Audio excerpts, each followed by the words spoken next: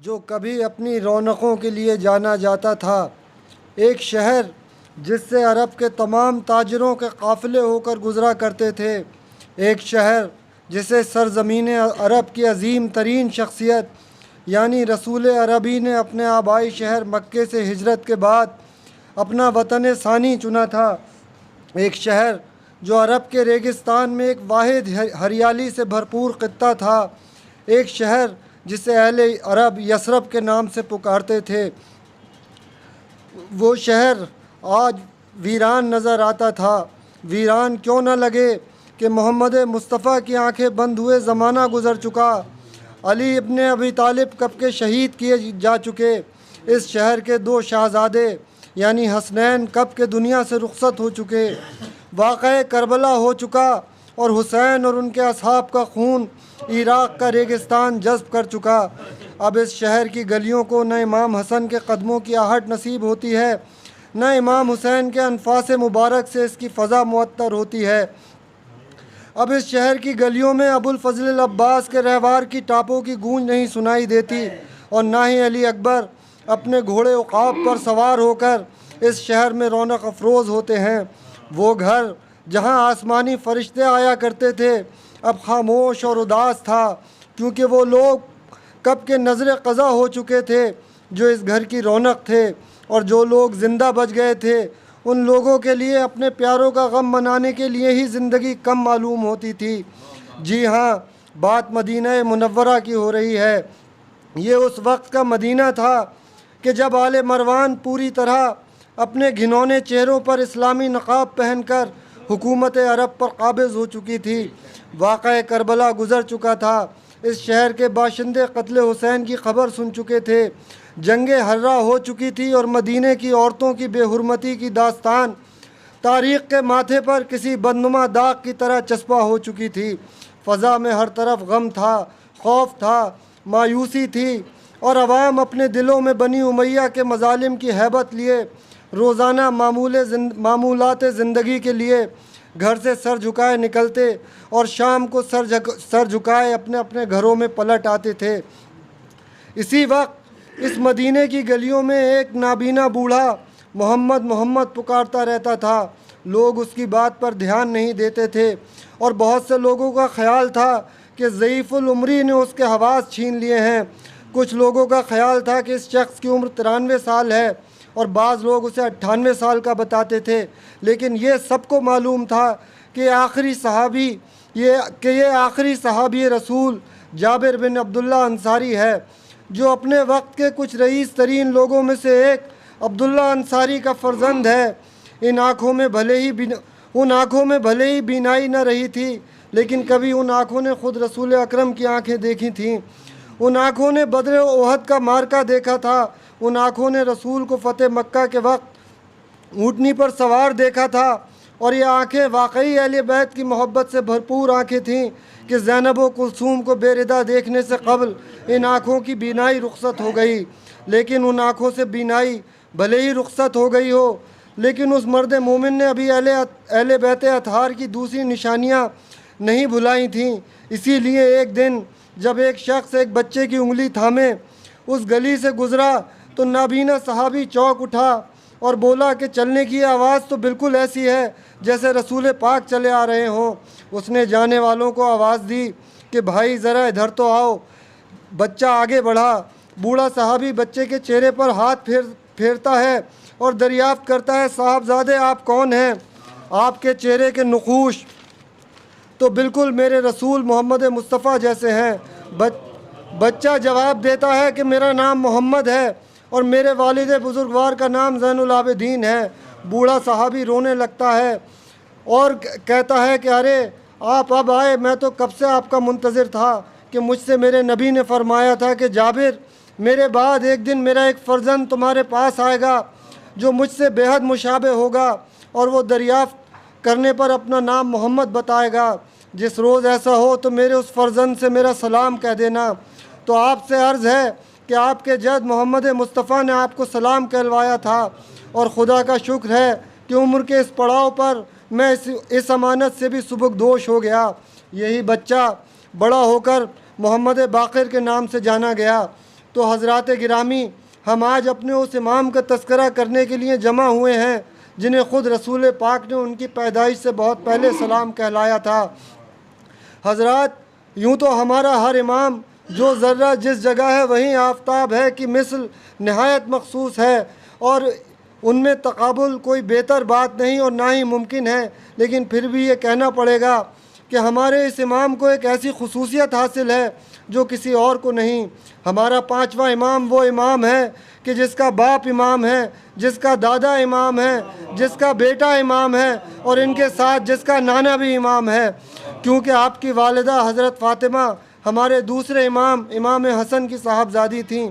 नाम उनका फ़ातिमा था और लक़ब सिद्दीक़ा जो उन्हें उनके वालिद इमाम हसन ने अता किया था। एक जगह ख़ुद पाँचवें इमाम ने फरमाया कि मैं वो हूँ कि जिसकी माँ भी सिद्दीक़ा के नाम से जानी गई। तारीख़ में है कि इमाम हुसैन आपसे बड़ी मोहब्बत रखते थे और अक्सर अपनी गोद में लेकर आपके चेहरे को बोसा देते और फरमाते कि ये वो फ़र्जंद है जिसे ख़ुद रसूल खुदा ने सलाम भेजा है। इमाम हुसैन की एक अंगूठी ताउम्र हमारे पाँचवें इमाम की अंगुश्त मुबारक में रही, जिस पर एक आयत कंदा थी जिसका तर्जुमा यूँ है कि यकीनन अल्लाह अपने मकासद में कामयाब होने वाला है। जैसा कि ज़िक्र हो चुका है कि आपका नाम मोहम्मद आपके दादा इमाम हुसैन ने तजवीज़ किया, लेकिन आपके बहुत से अलक़ाब पड़े जैसे अल अमीन, अश शाकिर, अल हादी, अस साबिर, अश शाहिद, अश शबीह, और ये लक़ब इस निस्बत से था कि आप रसूल खुदा से बड़ी मुशाबहत रखते थे। और आखिर में अल बाक़िर यानी उलूम को चाक कर देने वाला। आपका मोहम्मद बाक़िर के नाम से मशहूर होना ख़ुद आपके इल्मी मर्तबे का शाहिद है। बाक़िर अरबी लफ्ज़ बकर से बना है जिसके मानी है चाक कर देना यानी खोल देना। और जिस तरह किसान एक ज़मीन को जोत कर उसे चाक कर देता है, उसी तरह हमारे पाँचवें इमाम ने तमाम उलूम को दुनिया के सामने चाक कर दिया। ख़ुद इमाम मोहम्मद बाक़िर एक जगह फ़रमाते हैं कि मुझे हक़ ने उस वक्त मदद के लिए पुकारा कि जब नाहक ने उसे अपने शिकम में छुपा लिया था। मैंने नाहक के शिकम को चाक करके हक़ को दुनिया के सामने रोशन कर दिया। नारा सलवात।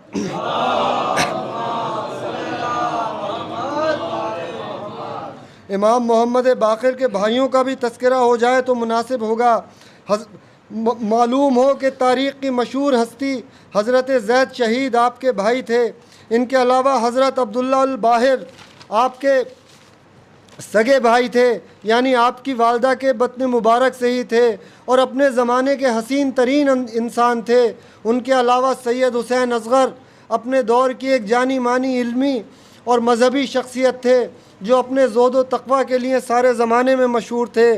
सैयद हुसैन असग़र का ज़िक्र आया तो अर्ज़ करता चलूँ कि हमारी इस बस्ती के मूरिस से आला दादा शानूर इन सैयद हुसैन असग़र की औलाद में से ही हैं। इनके अलावा इमाम के दो और भाई भी थे जिनके अस्माए गिरामी हज़रत उमरुल अशरफ और हज़रत अली हैं।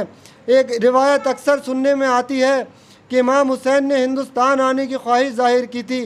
हालांकि इसका कोई मुस्तनद हवाला नहीं मिलता, लेकिन इस दौर तक हिंदुस्तान से अहले बैत के रिश्तों की कुछ कड़ियाँ ज़रूर मिलती हैं। जैसे हज़रत ज़ैद की वालिदा जादा अल सिंधी यानी इमाम ज़ैनुल आबिदीन की ज़ौजा सिंध की थीं। सैयद हुसैन असग़र की औलादों का हिंदुस्तान आना भी इसी सिलसिले की एक कड़ी है। हज़रत ज़ैद की हुकूमत बनी उमैया को उखाड़ने की बनी उमैया को उखाड़ने की कोशिश से सब वाकिफ़ हैं और उनके तरफदारों पर हज्जाज बिन यूसुफ़ के मज़ालिम भी पोशीदा नहीं। अब ज़रा गौर कीजिए, हज़रत ज़ैद की वालिदा का सिंध से होना और मोहम्मद बिन कासिम का हज्जाज बिन यूसुफ़ का भतीजा और दामाद होना क्या सिर्फ़ एक इत्तेफ़ाक है? बहरहाल ये एक तहक़ीक़ तलब मौजू है जिस पर मज़ीद तहक़ीक़ के बाद ही वसूख़ से कुछ कहा जा सकता है। इन तमाम भाइयों में जो मुरव्वत व मोहब्बत थी वो मिसाली थी। आप ज़रा उस दौर की तारीख़ उठा कर देखिए, बल्कि उस दौर के भी बहुत बाद के दौर देखिए, तो आप पाएंगे कि किस तरह दुनिया के अलग अलग हिस्सों में हुकूमत के लिए भाई अपने भाइयों के सर कलम करते नज़र आएंगे। उस दौर में तख्ते हुकूमत और जागीरों के लिए भाइयों का भाइयों से और बेटों का बापों से बर्ताव एक आम बात तस्वुर की जाती थी, लेकिन इस दौर में भी अहले बैत ने भाइयों के दरमियान मोहब्बत और मुरव्वत की जो मिसाल पेश करके जो पैगाम दिया वो न सिर्फ लायक सताइश है बल्कि उनकी अज़मतों का गवाह भी है। हुकूमत के ख़रीदे हुए मौर्रिख ने हज़रत ज़ैद और इमाम मोहम्मद बाक़िर के दरमियान कशीदगी को साबित करने के लिए ये झूठ बोला कि हज़रत ज़ैद ने इमाम का कहना नहीं माना और हुकूमत वक्त के ख़िलाफ़ जिहाद बर्पा किया, जबकि बात सिर्फ़ इतनी सी थी कि इमाम हुकूमत के ख़िलाफ़ किसी बाकायदा जिहाद के ख़्याल से मुत्तफ़िक़ नहीं थे। इसका मतलब ये हरगिज़ नहीं था कि माअज़ल्लाह भाइयों के दरमियान कोई कशीदगी थी, और झूठ तो झूठ होता है। इसीलिए मौर्रिख भूल गया कि हज़रत ज़ैद के जिहाद का वाक़या इमाम मोहम्मद बाक़िर के दुनिया से रुख़सत होने के 4 साल बाद वाक़ हुआ। इन भाइयों में कितनी मोहब्बत थी, इस बात का अंदाज़ा इस वाक़े से लगाइए कि जब उमवी खलीफा ने भरे दरबार में इमाम मोहम्मद बाक़िर का मजाक उड़ाने की गरज से उन्हें बाक़िर के बजाय बकर कहा तो हज़रत ज़ैद गुस्से से सुर्ख हो गए और उन्होंने भरे दरबार में खलीफा वक्त की सख्त अल्फाज में मजम्मत की। छोटे भाइयों के लिए अर्ज़ करूँ कि अरबी में बकर के मानी गाय के होते हैं। ये सच है कि इमाम ने हज़रत ज़ैद को सलाह दी थी कि हुकूमत के ख़िलाफ़ बराह रास्त जिहाद ना करें, क्योंकि इमाम की नज़रें तारीख़ पर थीं। इमाम को सिफ़ीन से लेकर करबला तक के सारे मामलात का बखूबी इल्म था और इसीलिए उन्होंने हुकूमत के ख़िलाफ़ एक दूसरा लेकिन ज़्यादा पायदार जिहाद किया। मैंने पहले भी अर्ज़ किया है कि इमाम ज़ैनुल आबिदीन ने वाक़या करबला के बाद एक मदरसा क़ायम किया था। इमाम मोहम्मद बाक़िर ने इसी मदरसे को आगे बढ़ाया। यह वक्त वो था कि जब औलाद मरवान को यकीन हो गया था कि अब उनकी हुकूमत मुस्तहकम हो गई, तो उसके बाद इस हुकूमत के लिए किए गए इक़दाम की जवाज़ आराई शुरू हुई। और इस दौर में आप देखेंगे कि एकदम अलग अलग नज़रियात समाज में बहुत शोहरत पाने लगे। एक स्कूल ख़वारिज का था जो कहते थे हमें सिर्फ़ किताब काफ़ी है। एक दूसरा स्कूल मुतज़िला का उभर कर आया और ये नज़रिया कि सही और गलत का फ़ैसला सिर्फ़ अल्लाह के हाथ में है और कोई बंदा ये फ़ैसला नहीं कर सकता कि क्या सही है क्या गलत। ये तमाम नज़रियात इसी दौर में आने शुरू हुए। ज़रा गौर से देखिए, ये दलीलें देते हुए लोग आज भी नज़र आ जाएंगे। कुरान की आयतों के नए नए मतलब निकाले जाने लगे और बेशुमार झूठी हदीसों की बाढ़ आ गई।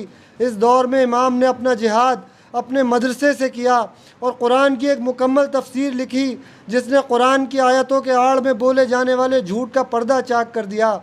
इमाम ने सेहत हदीस का एक मुकम्मल फार्मूला ज़माने को दिया, और जब इमाम के बेटे यानी हमारे छठे इमाम बड़े हुए तो इन दोनों बाप बेटों के को पूरी अरब में वो शोहरत हुई कि लोग उनका ज़िक्र करते हुए बाक़रैन और जाफ़रैन यानी दोनों बाक़र या दोनों जाफ़र कहने लगे। कुछ लोगों का कहना है कि इमाम मोहम्मद बाक़िर के शागिर्दों की तादाद इमाम जाफ़र सादिक़ के शागिर्दों से भी ज़्यादा है। मासिरुल बाक़िर, उम्मुल किताब और तफ़सीरुल बाक़िर हमारे 5वें इमाम की मशहूर तसानीफ़ हैं, जो इमाम की बुलंद पाया इल्मी शख्सियत होने का जावेदा सबूत है। इमाम मोहम्मद बाक़िर की ज़िंदगी किस तरह गुजरी होगी, इसका अंदाज़ा उन हुक्मरानों के नामों से लगाइए जिनके अदवार हुकूमत में इमाम की पूरी ज़िंदगी बसर हुई। किसी ज़ालिम हुक्मरान का दौर किसी इंसान की ज़िंदगी में एक थोड़े से वक्फ़े के लिए भी आ जाए तो वो सारी ज़िंदगी उसे नहीं भूल पाता।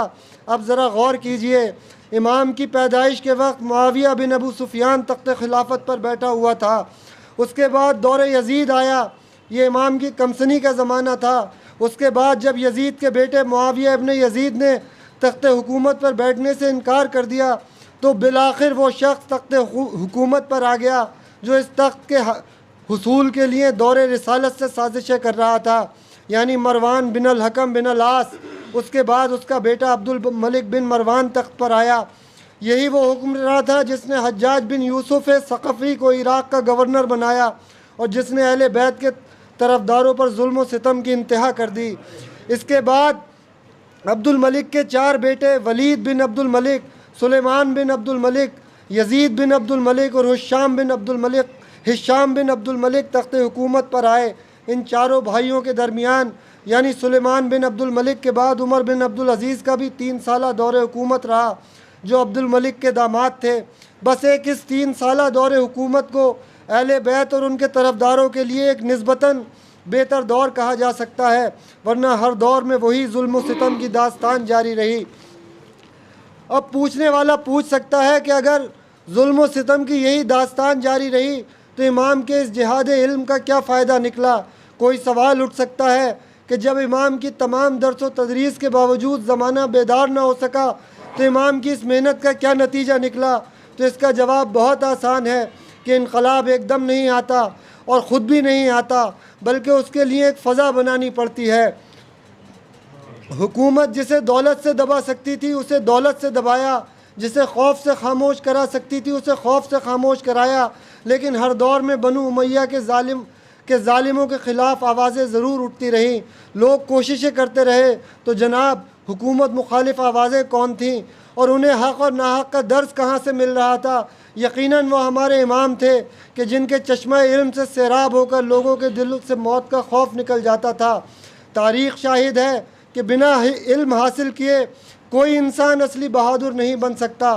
तो इमाम मोहम्मद बाक़र, उनके वालिद और उनके बेटे ने यह नतीजा निकाला कि जाहिलों के हाथ में तलवार देने से बेहतर है कि पहले उन्हें कलम चलाना सिखाया जाए। उनके ख़ानदान को जो तजुर्बात हुए, उन तजुर्बात की रोशनी ने उन्हें इस नतीजे पर पहुँचाया था। ख़ुद बताइए कि अगर अहले सिफ़ीन जो हज़रत अली के साथ थे वो सब आलिम होते तो क्या वो उस धोखे में आते जिस धोखे में वो उस वक्त आ गए, जिस वक्त मालिक अश्तर की एक ज़रब उम्री फितने का हमेशा के लिए ख़ात्मा करने वाली थी। जब इमाम हुसैन मक्के से चले हैं तो एक बड़ा मजमा उनके साथ चला और 12 से 30,000 तक उसकी तादाद बताई जाती है। लेकिन हज़रत मुस्लिम के कत्ल की खबर सुनने के बाद सिर्फ मुट्ठी भर लोग रह गए। ये कौन लोग थे? ये तमाम वो हजरात थे जो सिर्फ माहिर जंग जिदाल ही नहीं थे बल्कि मशाहिर इल्म व अदब भी थे। इमाम हुसैन की इज़्ज़त हज़रत हुर के दिल में भी थी और उमर साद के दिल में भी। जी हाँ, सुनने में अजीब लगेगा लेकिन ये हकीकत है। इस पर तफसीली गुफ्तगू फिर कभी होगी। लेकिन उमर साद सिर्फ सियासत का माहिर था, जबकि हुर एक आलिम भी थे और उनके इल्म ने उन्हें वो क़ुव्वत दी जो उमर साद अपने अंदर इकट्ठा नहीं कर सका। तो साबित हुआ कि एक जाहिल शमशीर जन एक भाड़े के सिपाही से ज़्यादा कुछ नहीं होता, जिसकी वफ़ादारी उसके मफाद के साथ बदल जाती है। यही बिना है कि जंग सिफ़ीन में हज़रत अली की तरफ से जंग करने वाले कुछ नाम मैदान करबला में लश्कर यजीद में शामिल नज़र आते हैं। तो हमारे इमाम के सामने ये तारीख़ी पस मंज़र था। यही सबब था कि उन्होंने हज़रत ज़ैद को हुकूमत के ख़िलाफ़ ख़ुरूज से मना फरमाया था, वरना उसकी बिना हरगिज़ ये न थी कि माअज़ल्लाह इमाम हुकूमत से ख़ायफ़ थे या उसे हक़ बजानिब समझते थे। बस वो भाड़े के सिपाहियों पर एतबार करने को तैयार नहीं थे और यही हुआ। हज़रत ज़ैद से बैत करने वाले अहले कूफ़ा हज्जाज बिन यूसुफ़ के चचेरे भाई के हाथों बिक गए और उन्हें तना छोड़ दिया। हमारे इमाम के जिहाद से क्या फ़ायदा हुआ?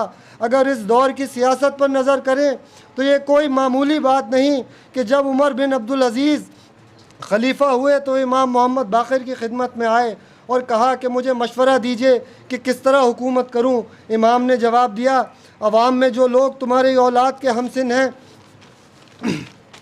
उन्हें अपनी औलाद के जैसा समझो, जो तुम्हारे छोटे भाई के हमसिन हैं उन्हें अपना छोटा भाई ख्याल करो और जो तुम्हारे बुज़ुर्गों के हमसिन हैं उन्हें अपना बुज़ुर्ग ख़याल करो। ख़याल रखना कि तुम्हारी हुकूमत में किसी पर दुश्मन तराज़ी न की जाए और किसी का हक़ गस्ब न हो। आखिरी जुमले को सुनकर उमर बिन अब्दुल अज़ीज़ ने सर झुका लिया, क्योंकि इस वक्त तक हर नमाज जुमा का खुतबा बग़ैर हज़रत अली और उनकी औलाद पर लानत किए मुकम्मल ना होता था। उमर बिन अब्दुल अज़ीज़ ने यह रिवायत बंद कराई और इतना ही नहीं, इमाम मोहम्मद बाक़िर को बाग़ फ़िदक भी लौटा दिया, जो उमर बिन अब्दुल अज़ीज़ की मौत के बाद यजीद बिन अब्दुल मलिक ने दोबारा ज़ब्त कर लिया। ये इमाम की फ़तह थी। इमाम के जिहाद की कामयाबी ये थी कि हुकूमत बनी उमैया सिर्फ 92 साल में ख़त्म हो गई। 92 साल तारीख़ में एक नहायत मुख्तसर वक्फ़ा होता है। इस बात को ऐसे समझिए कि अहद मुग़लिया के सिर्फ 2 हुक्मरानों यानी अकबर और औरंगज़ेब का ही दौर हुकूमत 100 साल का बैठता है। अब ज़रा बताइए कि तख्त खिलाफत पर अपने नाअहल बेटे यजीद को ज़बरदस्ती बिठाते वक्त क्या उसके बाप ने यह तसव्वुर किया होगा कि हुकूमत उसके ख़ानदान के हाथ से इस तरह जाएगी कि फिर कभी ना लौटेगी? हरगिज़ नहीं, बल्कि ऐन मुमकिन है कि उसने तसव्वुर किया हो कि अब यह हुकूमत हमेशा के लिए मेरे ख़ानदान की लौंडी बन गई। यह हमारे इमाम का जिहाद कलम था जिसने बनु उमैया की तलवारों को शिकस्त फाश दे दी। अब ज़ाहिर है ये काम आसान नहीं था और इसके लिए सख्तियाँ बर्दाश्त करनी थी जो हर इमाम ने बर्दाश्त की। हमारे 5वें इमाम की ज़िंदगी की एक तरह से इब्तदा ही करबला से हुई और वो ख़ुद वाक़या करबला के वक्त मैदान करबला में मौजूद थे। ख़ुद इमाम फरमाते हैं कि मुझे याद है कि किस तरह मेरे दादा को मैदान करबला में ज़िबा किया गया। मुझे याद है कि मेरे खानवादे को किस किस के हाथों किस किस तरह ज़ख्म आए। वाक़या करबला के कुछ अव्वलीन रिकॉर्ड्स में से एक किताब मक़तल हुसैन है, जो इमाम के सहाबियों ने इमाम मोहम्मद बाक़िर के हवालों की बुनियाद पर ही लिखी है। वाक़या करबला के वक्त इमाम मोहम्मद बाक़िर ख़ुद मौजूद थे। उन्होंने न सिर्फ मैदान जंग देखा बल्कि असीरी भी उठाई। और रिवायतों में है कि दरबार यजीद में जिस रस्सी में सकीना और रुक़ैया बिनतुल हुसैन को बांध कर ले जाया गया, उसी रस्सी में मोहम्मद बाक़िर का भी गला बंधा हुआ था। अब ज़रा ख़याल कीजिए कि किसी बच्चे को अपनी ज़िंदगी की इब्तिदा में ही ऐसा वाक़या पेश आ जाए तो उसकी ज़हनी कैफियत किस तरह की हो जाएगी। मगर सलाम हो हमारे इमाम पर कि अपनी पूरी ज़िंदगी में वो कभी इत्मीनान से दूर नज़र न आए। ज़रा तसव्वुर कीजिए कि बचपन में उन्होंने क्या क्या देखा होगा। उन्होंने देखा होगा कि उनके दादा एक कड़ियल जवान की मैयत उठा कर ला रहे हैं। उन्होंने वो गिरिया सुना होगा जो मुक़द्दरात अस्मत ने कासिम बिन अल हसन की मैयत पर किया होगा। उन्होंने एक 6 महीने के बच्चे की गर्दन पर तीर लगते हुए देखा होगा। उन्होंने देखा होगा कि उनके दादा अपने भांजों के जनाजे उठा रहे हैं। ऐन मुमकिन है कि उन्होंने भी सकीना के साथ हज़रत अब्बास से सवाल आप किया हो और इन सब से बढ़कर वो मंज़र देखा हो जो किसी आम अरब के लिए भी देखना दुश्वार था, यानी उनके घर की औरतों की चादरें छीनी गईं। दास्तां यहीं ख़त्म नहीं होती। इसके बाद उन्होंने अपने बाप को गिरफ़्तार होकर तोक़ ज़ंजीर पहने दरबार यजीद में खड़ा देखा होगा। अपने दादा के बुरीदा सर की बेहुरमती करते हुए देखा होगा। उन्होंने वो फ़िक्रा सुना होगा और बर्दाश्त भी किया होगा कि दरबार यजीद में एक शख्स खड़ा होकर उनकी फूफियों को कनीज़ी में मांगे। उन्होंने शिम्र जैसे नजिस को अपनी दादी हज़रत ज़ैनब के दुर्रा मारते हुए देखा होगा। उन्होंने ता ज़िंदगी अपने वालिद को गिरिया करते हुए देखा होगा।